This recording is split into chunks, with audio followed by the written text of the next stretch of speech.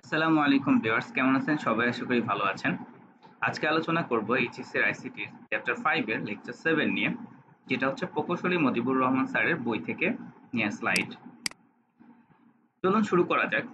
আজকে যে বিষয়গুলো নিয়ে জানবো সেটা হচ্ছে প্রোগ্রাম ডিজাইন মডেল সম্পর্কে জানবো, structured programming, visual programming, object oriented programming, polymorphism, inheritance, encapsulation এবং ইভেন্ট ড্রাইভেন প্রোগ্রামিং সম্পর্কে। আজকের এই টপিকসগুলো খুবই ইম্পর্টেন্ট, যেটা আপনার হয়তো এক্সামে আসবে কিনা বলা মুশকিল, কিন্তু জানার জন্য আপনার খুবই কাজে লাগবে। এবং এইটা পরবর্তীতে আপনি যখন ইউনিভার্সিটি লাইফে যে কম্পিউটার সায়েন্স পড়বেন বা আইসিই আইসিটি এই সাবজেক্টগুলো পড়বেন বা আইটি সাবজেক্টগুলো পড়বেন, তখন আপনার জন্য খুবই হেল্পফুল হবে। চলুন শুরু করা যাক। প্রোগ্রাম ডিজাইন মডেল সম্পর্কে আমরা প্রথমে জানবো। একটা হচ্ছে যে স্ট্রাকচারেড প্রোগ্রামিং আর একটা হচ্ছে ভিজুয়াল প্রোগ্রামিং। স্ট্রাকচারেড প্রোগ্রামিং কি? স্ট্রাকচারেড প্রোগ্রামিং এর মূল বৈশিষ্ট্য হচ্ছে একটি প্রোগ্রামের স্টেটমেন্টগুলো ভিন্ন ভিন্ন শ্রেণীতে বিভক্ত করে লেখা হয়। একটি স্ট্রাকচারেড প্রোগ্রামে অনেকগুলো স্তর থাকতে পারে। উদাহরণস্বরূপ কিউবেসিক, বেসিক, প্যাসকেল, ফোরট্রান, 77 ইত্যাদি ভাষা ব্যবহার করে স্ট্রাকচারেড প্রোগ্রামিং করা যায়। আমরা এই সাবজেক্টে প্রোগ্রামিং সি দিয়ে দেখব। ভিজুয়াল প্রোগ্রামিং কি? স্ট্রাকচারেড প্রোগ্রামিং এর কাঠামো ও ভাষাকে গ্রাফিক্যাল ইউজার ইন্টারফেসে রূপান্তরিত করে তৈরি করা প্রোগ্রামিং এর নতুন পরিবেশকে ভিজুয়াল প্রোগ্রামিং বলা হয়। মাইক্রোসফট ভিজুয়াল বেসিক এটার অন্তর্ভুক্ত, মাইক্রোসফট অ্যাক্সেস, মাইক্রোসফট ভিজুয়াল ফক্সপো ইত্যাদি ভিজুয়াল প্রোগ্রামিং এর উদাহরণ। তাহলে আমরা স্ট্রাকচারেড প্রোগ্রামিং এবং ভিজুয়াল প্রোগ্রামিং সম্পর্কে ধারণা পেয়ে গেলাম। এবার আমরা জানবো প্রোগ্রাম ডিজাইন মডেলটা সম্পর্কে। একটা হচ্ছে যে object oriented programming. Object oriented programming বা ওওপি প্রোগ্রামিং পদ্ধতি এমন একটি আধুনিক পদ্ধতি যা পূর্বের গতানুগতিক পদ্ধতি, বিশেষ করে স্ট্রাকচারেড পদ্ধতির সবগুলো দিকগুলো সমুন্নত রেখে আরো কিছু ধারণার সমন্বয়ে গড়ে উঠেছে। অবজেক্ট ওরিয়েন্টেড প্রোগ্রামিং এর বৈশিষ্ট্য কি? এক হচ্ছে পলিমরফিজম, একটা হচ্ছে ইনহেরিটেন্স এবং ইনক্যাপসুলেশন। এই তিনটা হচ্ছে অবজেক্ট ওরিয়েন্টেড প্রোগ্রামিং এর বৈশিষ্ট্য। সবসময় মনে রাখবেন এবং এটা নিয়ে আমরা এখানে ব্যাখ্যা করব। আসুন এবার আমরা দেখি পলিমরফিজম জিনিসটা কি। পলিমরফিজম অর্থ হচ্ছে ভিন্ন ভিন্ন অবজেক্ট কোন নির্দিষ্ট একটি মেসেজের উত্তরে তাদের নিজেদের মতো করে সাড়া দিবে। যেমন দেখুন পলিমরফিজম, যেটাকে আমরা ইংলিশে আমাদের বইতে বলা হয় মেনি ফর্ম। ঠিক আছে, যেমন দেখুন একজন মানুষ সেটাকে বলল, এর কি কুকুর ডাক দিল তার মতো করে, বিড়াল মিউ করলো কি ডাক তার মতো করে, প্যাক প্যাক করে ডাক দিল, তাই না? তো এটাই বোঝাচ্ছে যে পলিমরফিজম অর্থ হচ্ছে ভিন্ন ভিন্ন অবজেক্ট কোনো নির্দিষ্ট একটি মেসেজের উত্তরে তাদের নিজেদের মতো করে সাড়া দিবে। যে যেটার মতো করে সাড়া দিতে পারে সে তার মতো করে সাড়া দিবে। এটা কিন্তু আসলে উদাহরণ দিয়ে আমি বোঝানো হচ্ছে, এটার অনেক অনেক ব্যবহার আছে। আপনাদেরকে আমি চেষ্টা করব এই চ্যানেলে দেখাতে সি প্লাস প্লাস দিয়ে অথবা জাভা দিয়ে। আচ্ছা, ইনহেরিটেন্স ল্যাঙ্গুয়েজ প্রদত্ত এমন একটি ক্ষমতা যার মাধ্যমে কোনো প্রচলিত শ্রেণীকে পরিবর্ধন করে আরেকটি শ্রেণী তৈরি করা যায়। দেখুন মূলত ইনহেরিটেন্সের ফলে একটি ক্লাসের সাধারণ গুণাবলী আরো নতুন নতুন গুণাবলীর সমন্বয়ে ঘটিয়ে আরো শক্তিশালী ক্লাস তৈরি করা হয়।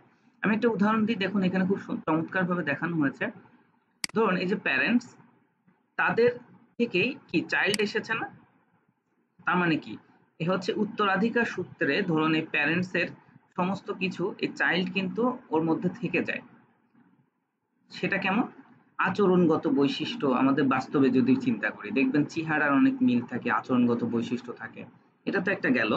আর একটা হচ্ছে ধরুন এই প্রোগ্রামে প্যারেন্টস এর যা কিছু আছে তা কিছুই চাইল্ড চাইলে ব্যবহার করতে পারবে, ইনহেরিট করতে পারবে। সেটা কিরকম? উত্তরাধিকার সূত্রে যেরকম জায়গা জমির মালিক কে, এই চাইল্ড না? ধরুন এই প্যারেন্টস এর অনেক টাকা পয়সা আছে, বিল্ডিং আছে, সেগুলো কি চাইল্ড পেয়ে যায় না পরবর্তীতে? সেরকম এই প্রোগ্রামিং এর মধ্যেও এই চাইল্ড কি করবে, প্যারেন্টস এর যে ক্লাসে যা কিছু থাকবে, যে প্রপার্টি গুলো থাকবে, সে হচ্ছে ইনহেরিটেন্স করে ব্যবহার করতে পারবে। ঠিক আছে, এই যে এই কথাটাই বলা হয়েছে যে ইনহেরিটেন্স এর ফলে একটি ক্লাসের সাধারণ গুণাবলী আরো নতুন নতুন গুণাবলীর সমন্বয় ঘটিয়ে আরো শক্তিশালী ক্লাস তৈরি করা হয়। এবার আসুন আমরা আরো কিছু বিষয় জানি, সেটা হচ্ছে এনক্যাপসুলেশন। এনক্যাপসুলেশন অর্থ হচ্ছে কোনো ভ্যারিয়েবলের ডেটা এবং ইনস্ট্রাকশন একত্রিত অবস্থায় থাকা। এই একীভূত অবস্থাকে একক বা ইউনিট হিসেবে গণ্য করা হয়।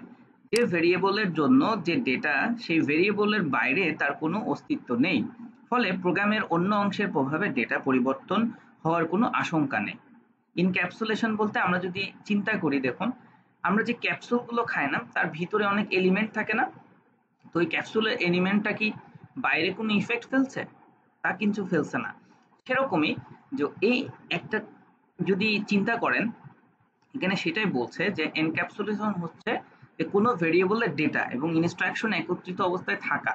মানে একটা ক্লাসের মধ্যে ধরুন আপনি অনেক ইনস্ট্রাকশন দিয়ে রেখেছেন, সেই সেই যে মানে ভেরিয়েবল গুলো ডিক্লেয়ার করেছেন সেটা যেন বাইরে গিয়ে সেই ডেটাগুলো যেন ঝামেলা না করে। প্রসিডিওর এবং ডেটা থাকে না, এই জন্য এই যে সেটাই বলছে একীভূত অবস্থায় একক বা ইউনিট হিসেবে গণ্য করা হয়।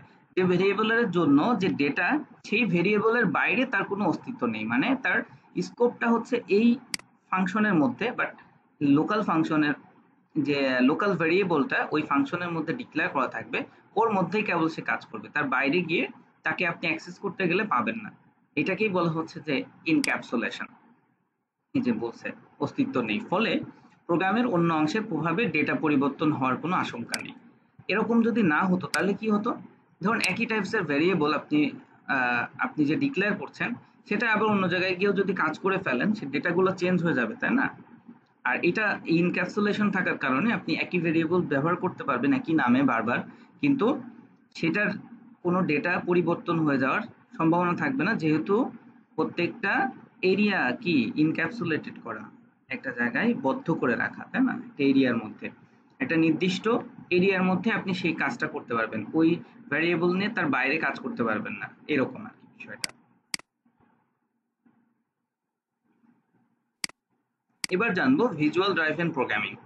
ভিজুয়াল প্রোগ্রামিং গুলো হচ্ছে ইভেন্ট ড্রাইভেন পদ্ধতি। এই পদ্ধতিতে যখন কোনো অংশের কোড কার্যকর করার জন্য সক্রিয় করে তখনই মাত্র সংশ্লিষ্ট নির্দেশ কার্যকর হয়। কিবোর্ডের কোনো বোতাম চাপ দেওয়া, কোনো বিশেষ কন্ট্রোলের উপর মাউস ক্লিক করা ইত্যাদি কাজই ইভেন্ট হিসেবে অভিহিত। তার মানে ইভেন্ট জিনিসটা কি? কিবোর্ডের কোনো বোতাম চাপ দেওয়া, কোনো বিশেষ কন্ট্রোলের উপর মাউস ক্লিক করা, মানে আমরা যখন বলি না যে অমুক জায়গায় ধরেন ফ্রম বাটনে ক্লিক করুন, কন্ট্যাক্ট বাটনে ক্লিক করুন একটা ওয়েবসাইটে গেলে, তারপর কি অ্যাবাউট আস বাটনে ক্লিক করুন, তাই না? এই যে বাটনে ক্লিক করা, এগুলো হচ্ছে একটা ইভেন্ট ঘটছে। ভিজুয়াল প্রোগ্রামিং এর সংশ্লিষ্ট ইভেন্ট সংগঠিত হওয়ার সঙ্গে সঙ্গে আপনি সাব প্রসিডিওর নির্বাহের জন্য কাজ সম্পন্ন হয়। অর্থাৎ ব্যবহারকারী যখন কোনো কমান্ড বোতামে ক্লিক করে তখন ওই কমান্ড বোতামের সঙ্গে সম্পর্কযুক্ত পদ্ধতি কার্যকর হয়। মানে আপনার ধরুন এটা একটা বাটন, এই বাটনে আপনি কি করলেন, ধরুন লেখা আছে হোম লেখা আছে ধরুন এই বাটনটা, তার মানে এটাতে ক্লিক করলে আপনি হোম পেজে যেতে পারবেন। তো এটার উপরে ক্লিক করলেন, তো এটার ব্যাকগ্রাউন্ডে কি কোড লেখা আছে না, সেটার মাধ্যমেই তো এই বাটনটা কাজ করছে, তাই না? আপনারা বিভিন্ন ওয়েবসাইটে গিয়ে দেখবেন বাটনগুলো ক্লিক করলে সেটা আরেক জায়গায় নিয়ে যাচ্ছে, তাই না? ওগুলোকে আমরা মূলত বলছি ইভেন্ট, একটা ইভেন্ট করছে। আজকের মতো ধন্যবাদ সবাইকে ভিডিওটি দেখার জন্য। কোনো প্রশ্ন থাকলে অবশ্যই করবেন কমেন্টসে, এবং লাইক দিতে ভুলবেন না, তাহলে পরে অ্যালগোরিদম বুঝতে পারে যে ভিডিওটি উপকার হচ্ছে মানুষের জন্য, তখন আরো বেশি মানুষের সামনে নিয়ে যায়। আর যেহেতু এই ভিডিওগুলোতে দেখে লাইক দিলে বা সাবস্ক্রাইব করলে বা শেয়ার করলে আপনার কোনো টাকার প্রয়োজন হচ্ছে না, কিন্তু আমাদের জন্য ভালো হচ্ছে যে যারা অর্থের অভাবে টিচারদের কাছে পড়তে পারছে না, তারা যেন এই ভিডিওগুলো দেখে শিখতে পারে। এটার জন্য মূলত আমরা আশা করব যে আপনি লাইক এবং শেয়ার করে মানুষকে আরো দেখার সুযোগ করে দিবেন। ভালো থাকবেন সবাই। আসসালামু আলাইকুম ওয়া রাহমাতুল্লাহ।